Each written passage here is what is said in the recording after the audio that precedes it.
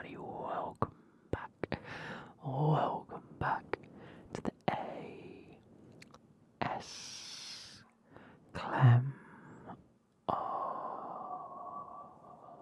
YouTube channel. Now in today's video, I'm going to make sure that I'm whispering in either ear of you as the dog's barking. I do apologise. I'm going to make sure, because a lot of you said in a recent video that it sounded like it was only coming from this side, and that's probably because I sit and play games and just sit and I'm concentrating, so it doesn't really, I forget to do this.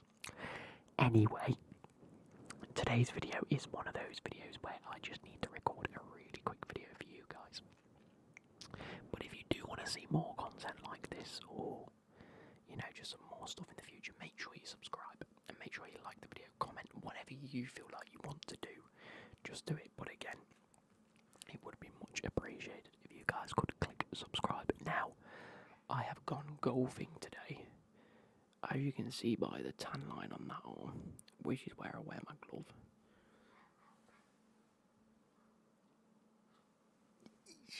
My face is a little bit red in areas, and this dog is barking.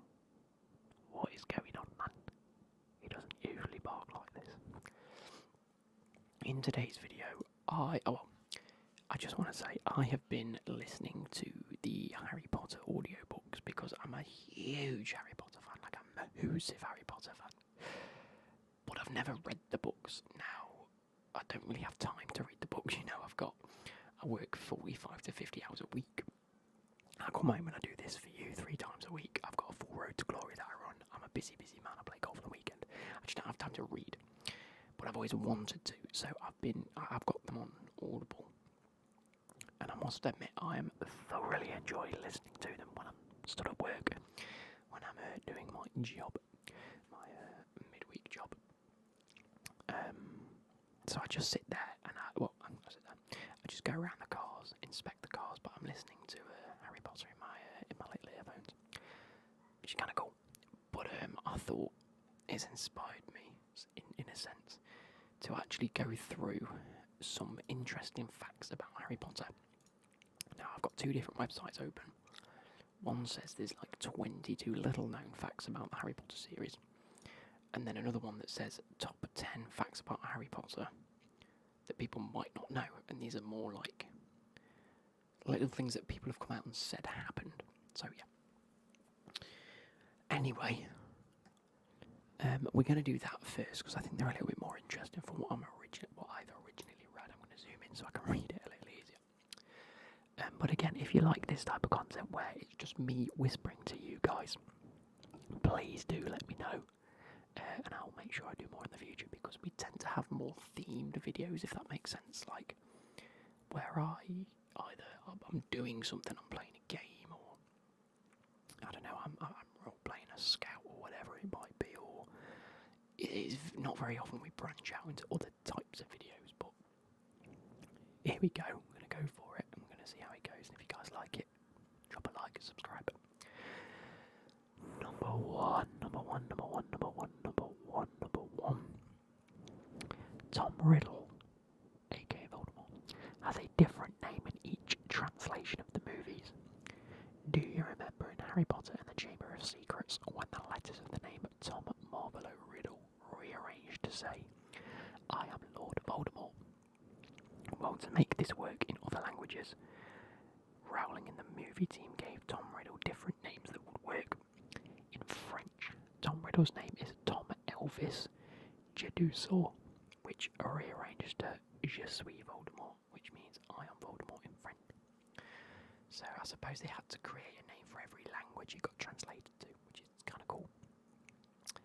Number 2, the owls were actually trained to carry letters in the films. It took the Harry Potter production team months to get the owls trained to carry and deliver letters. Plus, every Hogwarts acceptance letter the owls brought to Harry in the first film were handwritten.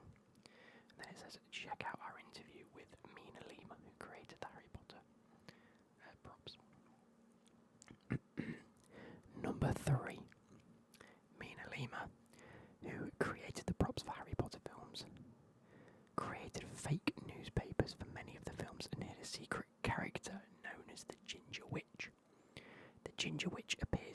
newspapers, but first appears in The Prisoner of Azkaban, as well as more recently in the Fantastic Beasts films. Oh yes, there's a picture here that says when it comes up saying Dumbledore, daft or dangerous. The bottom left it says the Ginger Witch. That's kind of cool. Number four.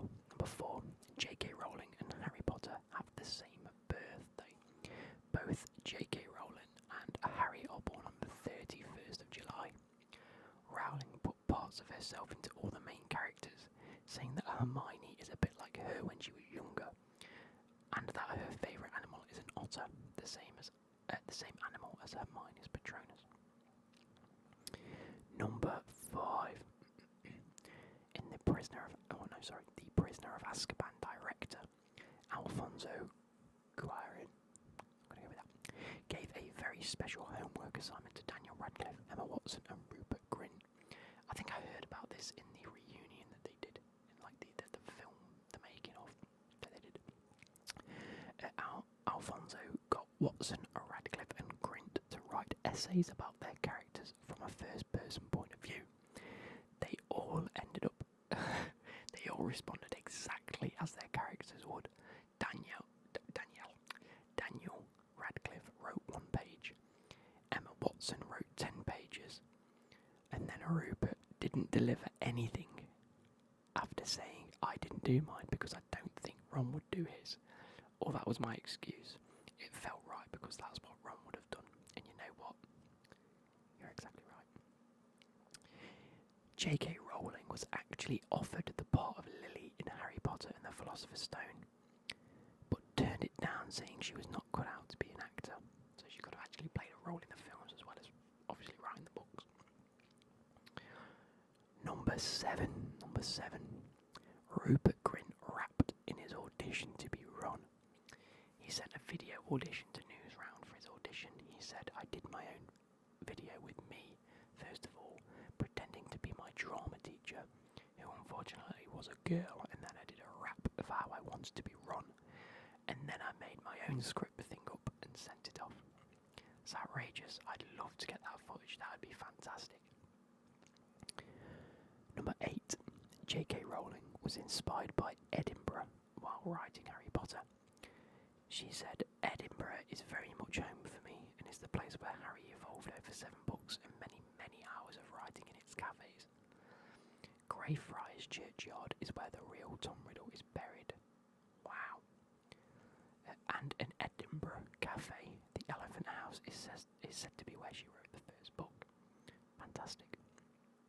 That's actually like 3 little facts all in one. Number 9. Only one character in the Harry Potter universe is a figure from Muggle history. J.K. Rowling made up all of her characters except one, Nicholas Flamel. In Harry Potter and the Philosopher's Stone, Flamel is the original creator of the Philosopher's Stone, and Hermione searches the library to find out more information about him. Flamel was a real man who was a scribe and manuscript seller. After his death, people began to believe Flamel had discovered the Philosopher's Stone and achieved immortality, meaning you can never die. These stories first appeared in the 17th century. Wicked. Number 10. Number 10. All of the spells are in Latin. I feel like that's a bit of an easy one. The spells in Harry Potter are made up of Latin words. For example, lumos, which turns a wand into a torch, comes from the Latin word lumen, which means light. And then obliviate comes from the Latin word obliviscore, which means I forget. The Hogwarts motto is also Latin and says Draco dormiens numquam titilandus, which means never tickle a sleeping dragon. And don't say we didn't warn you. So that's the first 10. That's quite cool actually. It's kind of fun. Top 10 facts. We can do anything. I'll have to go back to this site. It's kind of cool. Look at there's random crap on it. So we're going to go through the inside. They released something with a little bit less information. Here we go. So, number 1 was the fact that they share a birthday. I feel like we've got that. Number 2, Rowling gave her characters names that reflect their roles in the series. Fans can all agree that Rowling's world building is superb, and the whimsical names she gave her characters are no exception. On Pottermore, she revealed that early in the creative process, she came up with names for 40 Hogwarts students in Harry's year, including every member of the Golden Trio. For example, Harry's name references his leadership qualities, and Ron pertains to his role as a sidekick. Harry is the Middle English version of Henry, a name popular among English kings throughout centuries. For Ronald, Rowling seemingly looked to the Old Norse Rognvalda, a title for a ruler's advisor. In contrast, Hermione's name, taken from Shakespeare's The Winter's Tale, and then Greek mythology more broadly, has less to do with her own traits than with her Muggle's parents' desire to pick a clever moniker. I don't get that, but okay. You never know when inspiration will strike, and Rowling jotted down the Hogwarts house names on an airplane vomit bag. Many people, celebrities included, strongly identify with a specific Hogwarts house. You might be surprised to learn, then, that Rowling first wrote down the words Gryffindor, Slytherin, Ravenclaw and Hufflepuff on the back of an airplane vomit bag, and she revealed this on Twitter in 2017. Harry Potter was named for his great-grandfather. According to Pottermore, Harry Potter shares a name with his great-grandfather. Although this ancestor, who lived in the late 19th century and early 20th century, doesn't appear in the books, his timeline would intersect with the Fantastic Beasts era. Maybe we might bump into him then. The magical plants in the series all come from a real-life compendium of flora. At a glance, plant names like mugwort and toadflax sound like words pulled from Rowling's boundless imagination, but these flora actually exist in the Muggle world, as the author explained in an interview with CBS. The plants in this series come from a compendium called The Complete Herbal by an English botanist and herbalist, Nicholas Culpeper. Yeah, there's a few that are... So we've just had the one about Edinburgh being an inspiration and Nicholas Flamel. So we're going to move on.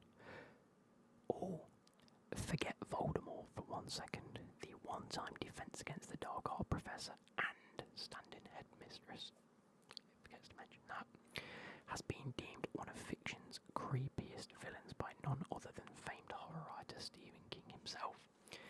The gently smiling Dolores Umbridge, with her girlish voice, toad-like face and clutching stubby fingers, is the greatest make-believe villain to come alongside since Hannibal Lecter, wrote King in his 2009 review of Order of the Phoenix.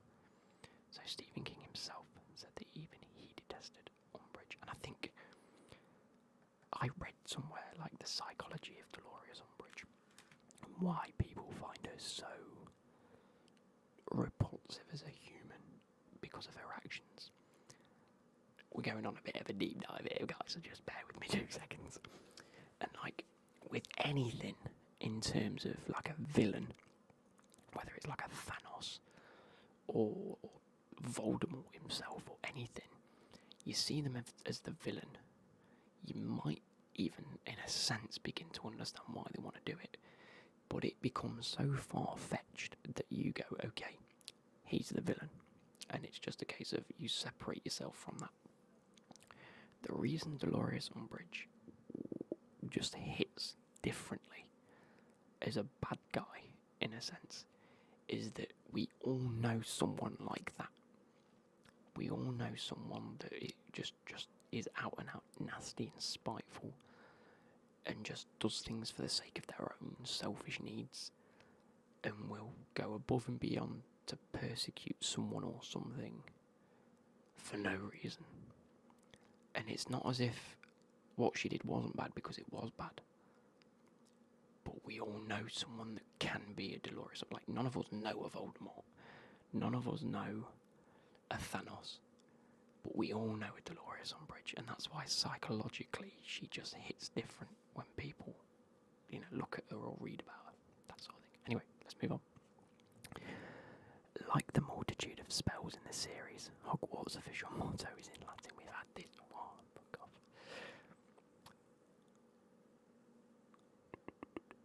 Here we go then. So, magical creatures aside, there were a slew of ordinary animals in the Harry Potter movies, and they were overseen by a separate animal production team. 4 different owls ended up playing Harry's bird Hedwig, and over a dozen rats portrayed Ron's pet rodent Scabbers. So that just says that the movie featured a full animal production team. It wasn't just a case of, we just get random, contracted people set aside. They had a full production team for the animals. That's cool. And I suppose that coincides with what we heard earlier with the fact that, they needed to train the owls. The Harry Potter books have been translated into around 80 languages, from Albanian to Hebrew to Scots, selling more than 500 million copies worldwide. The Harry Potter books have been translated into 80 different languages. Recently, Scots, a language spoken as a first language by only 90,000 people, approximately. It may be hard to imagine someone other than Daniel Radcliffe as Harry, but the role could have been played by another actor. Prior to a creative row with Rowling, Steven Spielberg was begged to direct The Sorcerer's Stone, and he wanted Haley Joel Osment, the little kid from The Sixth Sense, or to play the chosen one.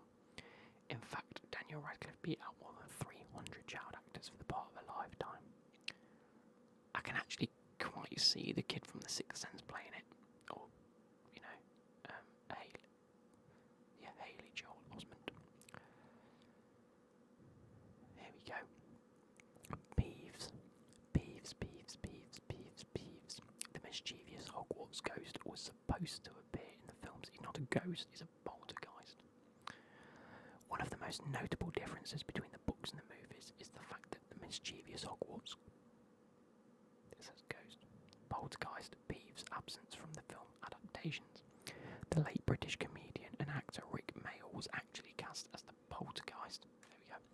In The Sorcerer's Stone, but director Chris Columbus cut all of his scenes after a few weeks of shooting because he didn't like the look of the character on screen. It was 3 weeks later, so I was in the film for around 3 weeks, and then they cut me out, but I still got the money, Mayall said during an interview for his 2011 film When Evil Calls the Raven. So that is the most exciting film I've ever been in because of the usual, and I wasn't even in it. Fantastic, is what he said. Who is Rick Mayall? I know him. Oh, him.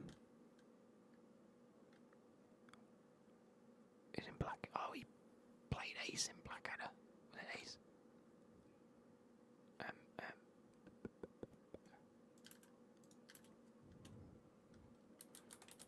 I wonder if there are any scenes. Who did he play? Flashheart, that's who he played. Yeah. Died in 2014, bless him. Yeah. He was a great actor. He would have been good. I wonder if the scenes are out there somewhere. It says, but there was a secret film exclusive character hidden in the newspaper props designed for the movies. Designed for Mina Lima, which created the fake newspaper. Oh, it says the Ginger Witch. We've already had that one. Anyway. When she invented Dementors, Rowling drew from her past experiences with depression. When she was in her 20s, Rowling struggled with depression. During an interview with Oprah Winfrey, she shared that Dementors are based on the hollowed-out feeling of depression. I know sadness. Sadness is to cry and to feel, but it's that cold absence of even feeling. That really hollowed-out feeling. That's what Dementors are, she said. Fair enough. Rowling planned in advance who would meet a grim fate in the series, but she decided to spare one character's life at the last minute. Characters' deaths are one of the narrative elements that Rowling plotted in advance. Originally, she planned for Ron's dad, Arthur Weasley, to meet a grim fate in Order of the Phoenix, but she changed her mind. I'm assuming that's when Harry sees Nagini, or is in the eyes of Nagini,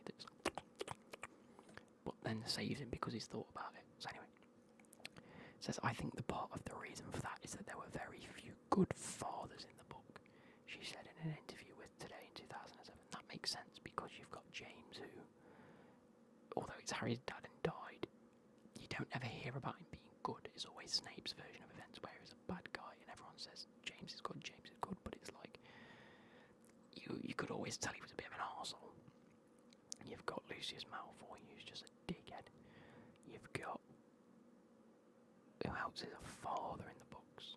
You don't really see him on his parents. Ron's dad's a good guy, he's a great father. Anyway, it says, in fact, you could make a very good case for Arthur Weasley being the only good father in the whole series. There we go. I just went on to say exactly what I said. Next one, to prevent early leaks of Harry Potter and the Deathly Hallows, the series publisher Bloomsbury gave the 7th and final book some quirky code names. Here we go.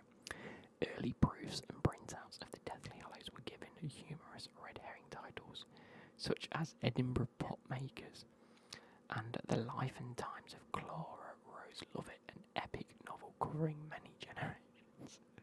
That's great. Ivana Lynch is, I'm assuming, is Luna Lovegood. She played Luna Lovegood. It says Ivana Lynch made some of Luna Lovegood's own jewellery. One of the Harry Potter costume designers, Janie Termine, previously told Insider that actress Ivana Lynch helped craft a lot of her own character's jewellery. In particular, Lynch made Luna's famous beaded radish-shaped earrings herself. It was an excellent collaboration, Termine recalled. She was a very clever kid to work with. Fantastic. Some of the most expensive costumes to make were the Harry Potter uniforms. Since they included silk ties and wool sweaters, the Hogwarts uniforms were some of the most expensive costumes in the series. I never ever wanted to use anything but the most perfect material. Who says this? It says she previously told Insider. I'm assuming. Oh no, it's carrying on about Termine. The ties are in silk. We used wool for the sweaters. We used a very expensive material for the gowns. But Termine says these looks were worth the investment since the Harry Potter film shoots could last a while and the cheaper materials would have looked terrible after 1 month. Here we go. Special effects in the films range from green screens to animatronics. Well, yes, no shite. From Quidditch sequences to the flying books in the Hogwarts library, green screen technology played an essential part in bringing the magic of Harry Potter universe to the big screen. Not every special effect, however, was added post-production. Animatronics were used for creatures such as Professor Sprout's baby mandrakes and the Monster Book of Monsters. There was also an animatronic Buckbeak used for close-up shots of the hippogriff. Buckbeak. And then the picture that I can see is, when Hermione is putting books back on the shelf in the library and she just puts them and it flies up. There's people with green screen hands that just go grab the book off her and just hold it up. That's kind of cool. The next one, so the Quidditch brooms weren't your run-of-the-mill props. The brooms were crafted from airplane-grade titanium. I think I know about that because I went to the Harry Potter studios in London, and I think it stated that people think of them as props the kids are carrying around, but in reality they have to sit on them. Eddie Newquist, the chief creative officer of Global Entertainment Services, the firm responsible for the Harry Potter exhibition, told Popular Mechanics in 2011. They have to be mounted onto motion control bases for green screen shots and special effect shots, so they have to be very thin and incredibly durable, he added. And the last one is that some of the food on set was actually real. Although some of the food that appeared in Harry Potter movies was made from painted resin, there were edible items in the mix for the feast scene, specifically in the Goblet of Fire. If you want to eat like a Hogwarts student, you can try some of the magical offerings at the Wizarding World of Harry Potter, from butterbeer to bangers and mash. Yeah, you can tell that some of that's like resin and just like painted polystyrene and things, but some of it looks good. Anyway, I hope you've enjoyed this type of video.